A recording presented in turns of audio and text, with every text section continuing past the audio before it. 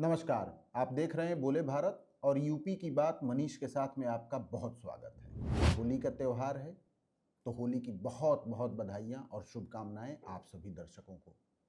भारत वैसे तो त्योहारों का देश कहा जाता है। कोई ऐसा महीना नहीं रहता खरमास के समय काल को छोड़ के जब कोई न कोई त्यौहार भारत में मनाया जाता हो। इतना विशाल और इतनी विविधताओं से भरे हुए देश में होली भी एक जैसी कैसे मनाई जा सकती है? ये सवाल जरूर मन में उठना चाहिए। जैसी होली यूपी में मनाई जाती है, बिहार में मनाई जाती है या नॉर्थ इंडिया के बेल्ट में मनाई जाती है, वैसी ही होली पूरे देश भर में नहीं मनाई जाती। प्रदेश और भाषाओं के साथ साथ होली मनाने की परंपराएं, उनका रिवाज और तौर तरीके ये सब बदल जाते हैं।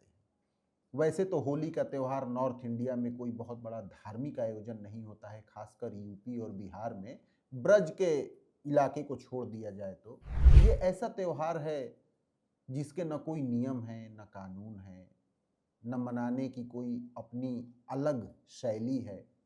हर व्यक्ति अपने तरीके से होली मना सकता है। तो आज हम इस एपिसोड में बात करेंगे कि पूरे भारत भर में किस किस तरीके की होली मनाई जाती है, उसके पीछे क्या कारण है और क्या खासियत है उसकी। सबसे पहले इसमें बात शुरू करते हैं यूपी के ब्रज क्षेत्र से ही। ब्रज क्षेत्र में 40 दिनों तक होली मनाई जाती है। बाकी शहरों में तो 2-3 दिनों में होली का खुमार खत्म हो जाता है, लेकिन ब्रज क्षेत्र जिसमें मथुरा और उसके आसपास के जिले शामिल हैं, हरियाणा के भी कुछ जिले इसमें शामिल होते हैं, पलवल वगैरह, वहां पर होली का त्यौहार बसंत पंचमी से ही शुरू हो जाता है।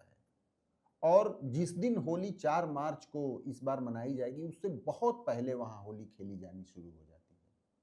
40 दिनों की होली के दिन हर दिन अलग अलग नाम से होली खेली जाती है, लेकिन जिन तारीखों को सबसे महत्वपूर्ण माना गया है या जिस दिन सबसे विधिवत होली खेली जाती है, वो है लठमार होली और फूलों की होली। लठमार होली बरसाना में खेली जाती है और नंदगांव में खेली जाती है, जो कि मथुरा जिले में है। इसकी खासियत यह है कि रंग गुलाल तो बहुत उड़ाए ही जाते हैं। रंग तो इस कदर चलता है इस होली में कि कपड़े का 1 इंच भी कहीं अपने वास्तविक रंग में नहीं दिखाई देता है। सराबोर हो जाते हैं लोग। लेकिन खास बात यह है कि महिलाएं लठ से यानी लाठी से मर्दों पर हमला करती हैं। लाठी के उन हमलों से बचने के लिए मर्द बड़ी बड़ी ढालें लिया करते हैं और उन ढालों से लाठी के प्रहार को रोकते हैं। वो ढाल पूरा चमड़े का मजबूत बना होता है और इस लठमार होली की तैयारी भी मथुरा में 1 महीने पहले से शुरू हो जाती है। तैयारी सिर्फ रंगों की नहीं, बल्कि महिलाएं एक तरफ लठ में तेल लगा लगा उन्हें मजबूती देती हैं, क्योंकि सालों से एक ही लाठी इस्तेमाल की जाती है सबके द्वारा, तो उसकी मजबूती के लिए उन्हें तेल पिलाया जाता है। और दूसरी तरफ जो ढाल चमड़े का होता है उसको भी पुख्ता करते हैं मर्द, और लठमार होली के दिन लेके जमा होते हैं। बरसाना और नंदगांव में लाखों की संख्या में लोग न सिर्फ स्थानीय बल्कि देश विदेश से भी जमा होते हैं लठमार होली देखने के लिए। इसी के साथ वृंदावन में फूलों की भी होली खेली जाती है। खास बात यह है कि जो रंग इस्तेमाल किया जाता है वो प्राकृतिक रूप से फूलों से तैयार किया हुआ रंग होता है, जिसको आप 120% हर्बल कह सकते हैं। तो ब्रज की होली पूरे देश और विदेश में यूं ही मशहूर नहीं है, क्योंकि सबसे अनोखा रूप, सबसे विहंगम दृश्य इस होली में देखने को मिलता है। अब आ जाते हैं दूसरी तरफ, एक और होली के मौके पर आयोजन जिस कार्यक्रम का होता है, पूरे देश और विदेश की सुर्खियां बटोरता है, और वो है पंजाब का होला मोहल्ला। पंजाब के आनंदपुर साहब में होली के दूसरे और तीसरे दिन इस कार्यक्रम का आयोजन होता है। यहाँ रंग गुलाल नहीं चलता। होला मोहल्ले में रंग का एक कतरा भी नहीं चलता है। होला मोहल्ले के दिन सिख अपनी ताकत और वीरता का प्रदर्शन करते हैं। आनंदपुर साहिब में न सिर्फ ये प्रदर्शन चलता है, बल्कि बड़ी संख्या में लोग यहाँ लंगर छकने भी आते हैं। होला मोहल्ले के समय मिलने वाला लंगर अपने आप में बहुत अनोखा होता है। आपको बता दें कि इसकी शुरुआत गुरु गोविंद सिंह ने की थी 1701 में और तब से लगातार होला मोहल्ला मनाया जाता रहा है आनंदपुर साहब में। इस दौरान निहंग सिख मार्शल आर्ट, घुड़सवारी और तलवारबाजी का भी प्रदर्शन करते हैं।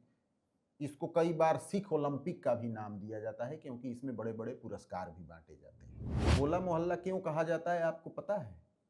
पंजाबी भाषा में होला का मतलब होता है सेना की टुकड़ी और मोहल्ला का मतलब होता है जुलूस। तो इन दो शब्दों से मिलकर होला मोहल्ला बना है। और यदि आपको कभी होली के समय कहीं और घूमने जाने का विचार हो रहा हो तो एक बार आनंदपुर साहिब जरूर जाके होला मोहल्ला का दीदार करिए और देखिए कि क्या गजब प्रदर्शन और करतब सिख समाज के बच्चे और युवक वहां दिखाते हैं। आइए अब चलते हैं पंजाब के हजारों किलोमीटर दूर बंगाल और उड़ीसा के क्षेत्र में। यहाँ भी अलग तरीके से होली मनाई जाती है। इसको डोल जात्रा का नाम दिया जाता है। जानते हैं इसमें क्या खास बात है?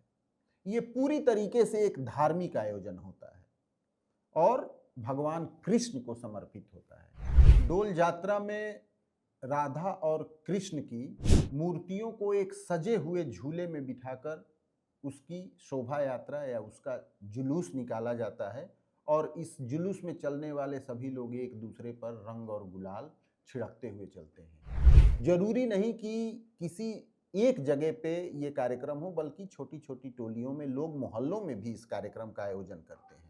रविंद्रनाथ टैगोर द्वारा इस वसंत उत्सव की शुरुआत की गई थी और शांति निकेतन में भी इसका बहुत भव्य आयोजन होता है। वहाँ की ये एक अनूठी परंपरा है। जिस दिन ये मनाया जाता है बंगाली कैलेंडर के अनुसार वो वर्ष का अंतिम त्यौहार होता है। तो डोल जात्रा भी कभी आपको होली के समय देखने जाने का मौका मिले तो बहुत ही अद्भुत दृश्य आप देख पाएंगे। आइए अब बढ़ते हैं उड़ीसा और बंगाल से अलग और चलते हैं गोवा। होली के समय गोवा में शिगमो मनाया जाता है। बड़ी संख्या में पर्यटक तो गोवा सालों भर जाते ही रहते हैं, लेकिन शिगमो को देखने के लिए भी बड़ी संख्या में उत्साहित पर्यटक गोवा पहुंचते हैं। फागुन के महीने में ही शिगमो मनाया जाता है और करीब 14 दिनों तक लगातार इसका आयोजन होता है। इसमें रंग बिरंगी झांकियां निकाली जाती हैं और लोग गोवा के सांस्कृतिक नृत्य को करते हुए एक दूसरे को बधाइयां देते हैं। कहा जाता है कि शिगमो त्योहार जो है होली के मौके पर जो मनाया जाता है या जो गोवा की होली का नाम है, ये बुराई पर अच्छाई और मराठा योद्धाओं की जीत का प्रतीक माना जाता है और उन्हीं की याद में ये शिगमो मनाया जाता है। अब गोवा से बाहर निकलते हैं और एक दूसरे पर्यटन प्रदेश में चलते हैं, उत्तराखंड। यहाँ की कुमाऊनी होली भी बहुत फेमस है। कुमाऊनी होली में 3 तरीके से अलग अलग होली मनाई जाती है। पहली बैठकी होली, दूसरी खड़ी होली और तीसरी महिला होली। ये भी बसंत पंचमी से इसका आयोजन शुरू हो जाता है। इसमें ज़्यादा धूम धड़ाका और धमा चौकड़ी तो नहीं दिखती, लेकिन बहुत ही अद्भुत सांस्कृतिक कार्यक्रम इसमें होते हैं। एक जगह पे कुछ लोग बैठते हैं, ढोल, दमाऊ और जितने भी उत्तराखंड के वाद्य यंत्र हैं उनको लेकर होली गाई जाती है और लगातार 40 दिनों तक ये प्रोग्राम आयोजित किया जाता है। इसका धार्मिक पहलू ये है कि इसके बारे में कहा जाता है कि कुमाऊनी होली को मोक्ष की होली या निर्गुण होली भी माना जाता है। तो धर्म का थोड़ा सा पुट उत्तराखंड में मनाई जाने वाली कुमाऊनी होली में आपको देखने को मिल सकता है। आइए चलते हैं अब गुजरात और उसके बारे में जानते हैं कि वहाँ कौन सी होली मनाई जाती है, होली के पर्व को वहाँ कैसे आयोजित किया जाता है। गुजरात में जो होली मनाई जाती है उसे पूरे देश और दुनिया में गोविंदा होली के नाम से जाना जाता है। आपने देखा होगा कि महाराष्ट्र में रक्षाबंधन के त्योहार पर दही मटकी फोड़ी जाती है। गुजरात की गोविंदा होली भी करीब करीब इसी के बराबर आयोजित होती है और ऐसी ही होती है। गोविंदा होली में चौराहों पर ऊंची दही की मटकियां टांग दी जाती हैं और उसके बाद छोटे छोटे बच्चे और नवयुवक एक पिरामिड बनाकर उस दही मटकी तक पहुंचने की कोशिश करते हैं और उसको फोड़ते हैं। इसमें बड़े बड़े पुरस्कार भी रखे जाते हैं कि कौन सी टोली किस तरीके से सक्षम हो रही है और उसको बड़ा इनाम भी दिया जाता है। तो गुजरात की गोविंदा होली भी अपने आप में बहुत इम्पोर्टेंट होती है। वैसे तो मणिपुर में भी होली के समय बहुत अद्भुत एक कार्यक्रम आयोजित किया जाता है और वहाँ जो होली मनाई जाती है उसे याओ सांग का नाम दिया जाता है। बहुत कुछ ये होली से मिलता जुलता है। यहाँ धुलेंडी वाले दिन को पिचकारी ही कहा जाता है। हमारे यहाँ तो पिचकारी जिससे हम रंग खेलते हैं, लेकिन मणिपुर में याओ सांग जो त्यौहार मनाया जाता है उसमें धुलेंडी के दिन को ही पिचकारी का नाम दिया गया है। इसमें होलिका दहन से ज़्यादा इसका जुड़ाव दिखता है, क्योंकि एक झोपड़ी नुमा स्ट्रक्चर को बनाया जाता है और उसके बाद उसे दहन किया जाता है। तो ये खास होली याओ सांग मणिपुर में मनाई जाती है। तो हमने करीब 10 अलग अलग तरीके की होली का जिक्र आपके सामने रखा, जो पूरे देश भर में अलग अलग तरीकों से मनाई जाती है।